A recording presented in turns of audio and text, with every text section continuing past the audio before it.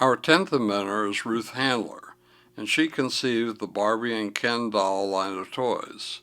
In addition, she was also considered a co-founder with her husband Elliot and his business partner Harold Matson of the very successful toy company Mattel. However, she never filed a patent but instead received a registered trademark for the name Barbie, registration number 0689055, issued on December 1st, 1959. Her trademark record can be found at www.uspto.gov. This shows that not every invention is patented, though Handler could have received at least a design patent, should it have been applied for. However, it is also interesting that Ruth Handler's name is not mentioned once in the trademark documents, since Mattel owned the mark. Nevertheless, let's take a big step back and learn a little more about Ruth Handler's life.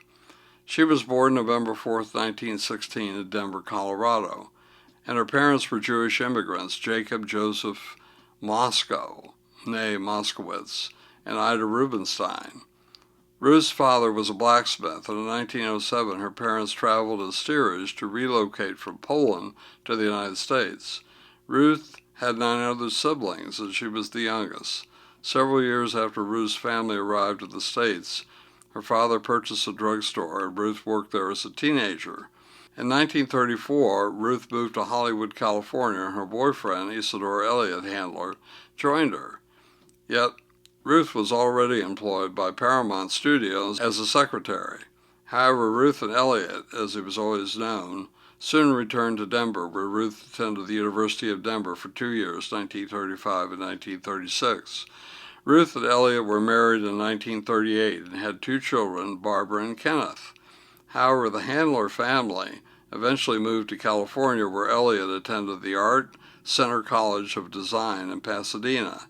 In addition, Ruth continued her secretarial job at Paramount. In 1941, Ruth left her steady employment and began helping her husband, who was designing furniture and household items from the new acrylic plastics, lucite, and plexiglass. A company named Elzac was formed, and the name came from the first names of Elliott and the business partner Zachary. Eventually, they added costume jewelry, and Ruth acted as the company's marketing department. Elzac eventually generated $2 million yearly in sales revenues, and within a few years, the Handlers sold their share of the organization. By 1945, the Handlers started yet another business, and this one manufactured picture frames. However, Ruth, Elliott, and Harold Matson soon formed Mattel Creations and began manufacturing furniture for dollhouses. The company's name came from Matt and the first 2 letters of Elliott. Ruth ran the marketing department, and the company had a sales revenue of $100,000 in just the first year. Other toys were the next step, and they manufactured a Yucadoodle ukulele, a musical jack-in-the-box, and a burp gum cap pistol. Sales really took off in 1955 when Mattel began advertising on the Mickey Mouse Club. Eventually, Ruth made a decision that most of Mattel's male staff opposed. She wanted to make a doll that looked like an adult woman, and this would not be a flat-chested figure, which had been the norm. Ruth thought the girls would be better off role-playing with a doll that would look more like they would become at 16 or 17. When Ruth and her 2 kids, Barbara, Joyce, and Kenneth Robert, visited Europe in 1956, Ruth saw the German Biel Lili doll, which was actually an adult gag gift and not a toy. Ruth thought that this doll represented what she was trying to achieve and arranged to have her own design constructed when she returned home. However, the Ruth design was not so provocative as the German counterpart, though feminists would not agree. Interestingly, this caused problems for years. Ruth called the doll Barbie, and the toy was introduced March 9, 1959 at the American Toy Fair in New York. Handler named the 11.5-inch tall blonde doll after her daughter, and thus began the custom of naming Mattel dolls after family members. The doll had a stylish wardrobe purchased separately that was regularly improved, and they sold an amazing 350,000 dolls in the first year. In addition, as styles changed, the clothes and eventually other items changed as well. In 1961, Mattel added Ken, named after Barbara's brother, who was touted as Barbara's boyfriend, and both Barbie and Ken became the best-selling toys ever made.